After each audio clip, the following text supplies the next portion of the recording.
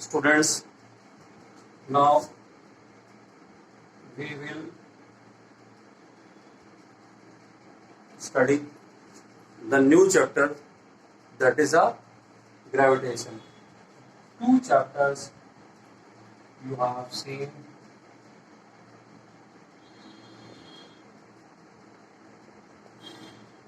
Gravitation.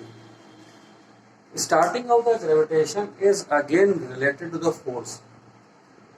This in the first 2 chapters, what we studied? In first chapter we have studied about the motion, distance, displacement, speed, velocity, graphs, equation of motions. तो first chapter में हमने देखा था motion. The second chapter you studied about the forces, effect of forces. Then the major part of the second chapter you have gone through the laws given by the Newton. Newton ने आपको जो laws दिए थे उसमें, तो first law आपको क्या दिया था? यहाँ आपका था लॉ ऑफ इनर्शिया था, आपने जो पढ़ा था. टेंडेंसी थी किसी ऑब्जेक्ट की जैसे वैसे रहना चाहती है, रेस्ट में तो रेस्ट में, मोशन में तो मोशन में, जब तक एक्सटर्नल फोर्स नहीं लग रहा था. फिर आपने सेकंड पढ़ा, तो जो सेकंड आपका लॉ था that was related to the change of momentum. यहां से आपने पढ़ा कि जो फोर्स था that is directly proportional to rate of change of momentum आपने पढ़ा. फिर आपने थर्ड लॉ पढ़ा, जहां पर इसको हम लोगों ने शॉर्ट में बोला एक्शन रिएक्शन का law. But everywhere force was there. यहां हम कह रहे थे कि ऑब्जेक्ट जिस कंडीशन में वैसे रहेगा जब तक फोर्स नहीं खुलेगा. यहां हम कह रहे हैं फोर्स लग रहा है तो rate of change of momentum के बराबर है. यहां हम कह रहे हैं एक्शन रिएक्शन, अगर हम फोर्स लगाएंगे तो दूसरा ऑब्जेक्ट भी फोर्स लगाएगा. तो ये सारी की सारी चीजें कहीं ना कहीं आगे कैरी फॉरवर्ड होंगी. तो Newton was a great scientist, so he also gave a law about the celestial bodies, even the small bodies. Newton की जो लॉज हैं उनकी स्पेशलिटी ये है कि वो स्मॉल ऑब्जेक्ट्स में भी एप्लीकेबल है और बिगर ऑब्जेक्ट्स में भी एप्लीकेबल है. बिगर ऑब्जेक्ट्स की अगर हम बात करें, सेलेस्टियल बॉडीज की बात करें, प्लैनेट्स की बात करें, everywhere is laws are applicable. Okay, तो अभी यहां पर हम पहले समझ लीजिए ग्रेविटेशन की बात क्या है. What he told about the gravitation. If there are 2 objects, maybe some at r distance apart, so what Newton told that these 2 objects will exert some force on each other. This force is known as gravitational force. This is known as gravitational force. Gravitational force is always attractive in nature. It is always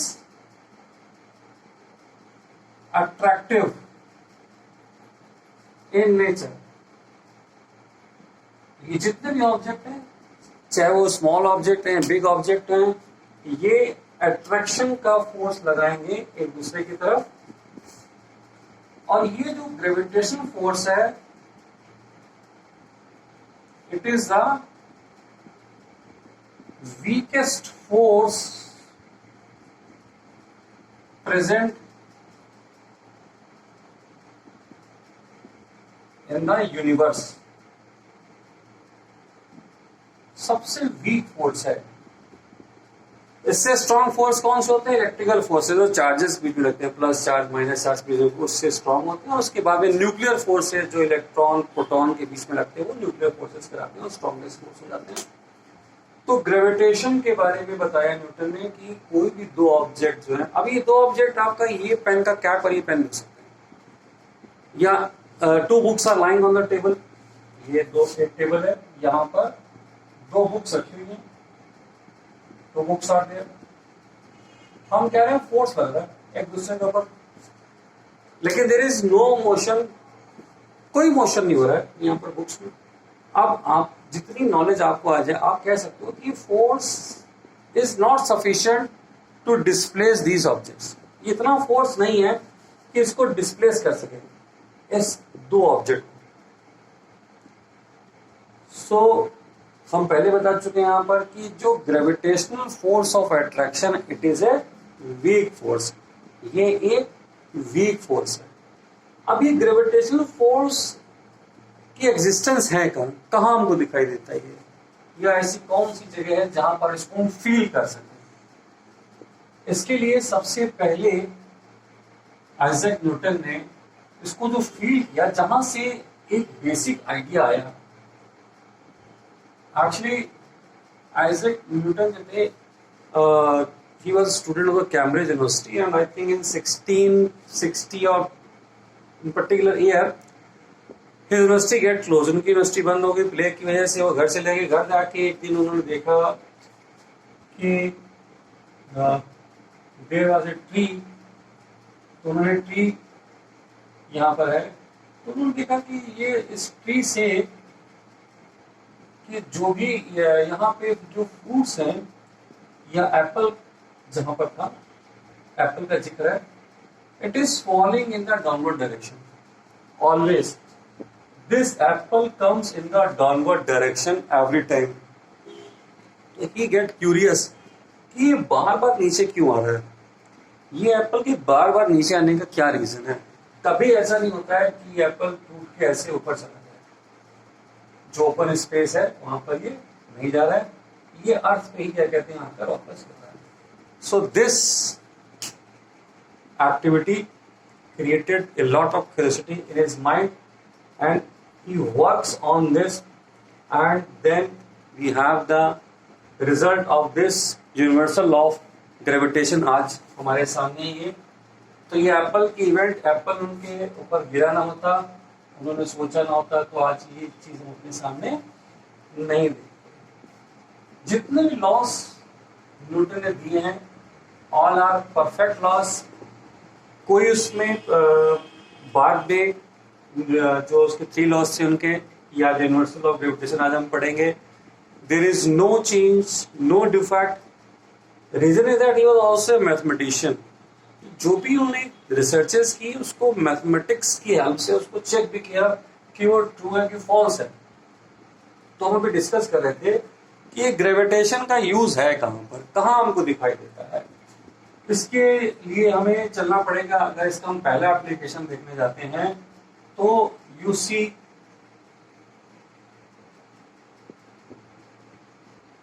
this is ये sun है and earth is there, is earth. इसको बोलते हैं हम लोग अर्थ सन system. क्या बोलते हैं? अर्थ सन सिस्टम हम इसको बोलते हैं. इस सिस्टम में यहां पर जो है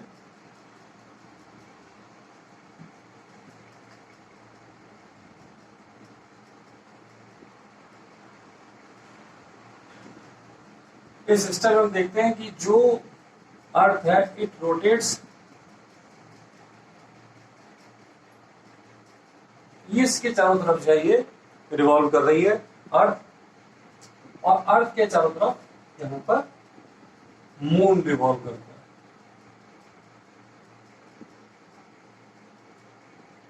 the Newton told that this happens only because of the force of attraction exerted by the sun. ये सन यहाँ पर जो फोर्स एक्सर्ट कर रहा है, उसकी वजह से ही ये अर्थ का मूवमेंट पॉसिबल है. By the same reason in the earth moon system, earth exerts the force on the moon. That's why this moon keeps on moving around the earth in a circular path. Literally इसको जो later on ये जो है इसको prove किया गया mathematically, practically भी देखा गया कि जो कंसेप्ट मिस्टर न्यूटन ने दिया था इट वाज करेक्ट। एक और बहुत बड़ा एग्जांपल जो एप्पल की फॉलिंग था, वो एग्जांपल भी हमारा इसी से रिलेटेड है। जो यहाँ पे जो फॉलिंग, अब यहाँ एप्पल को हम कोई भी ले लें, फॉलिंग ऑफ एनी ऑब्जेक्ट, किसी भी ऑब्जेक्ट का अर्थ की तरफ जो फॉल करना है, that is also due to the force of attraction of the earth. Earth का अट्रैक्शन है इसीलिए ये नीचे आ रहे। And also everybody, you and me, we are standing on the earth only because of this earth. हम अगर earth पे खड़े हैं only because of the force of attraction of the earth. इसी फोर्स ऑफ अट्रैक्शन की वजह से हम खड़े हैं। यही फोर्स ऑफ अट्रैक्शन है अर्थ के चारों तरफ, जो हमको यहाँ पर एटमॉस्फेयर जो मिल रहा है, this atmosphere is also because of the force of attraction of the earth on this gas molecules. इतने सारे रीजन है जो फोर्स ऑफ अट्रैक्शन को यहाँ पर हमें बता रहे हैं। सो नाउ तो हम चलते हैं, उन्होंने यूनिवर्सल लॉ क्या दिया था न्यूटन ने।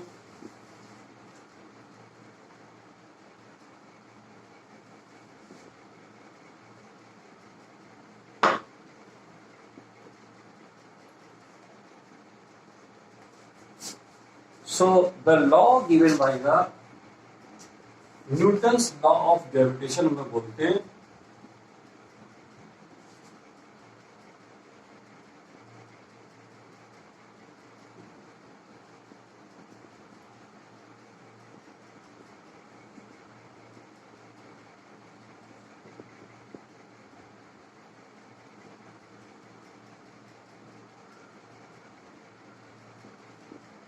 Newton's law of gravitation, it states that force of attraction between the two objects is directly proportional to the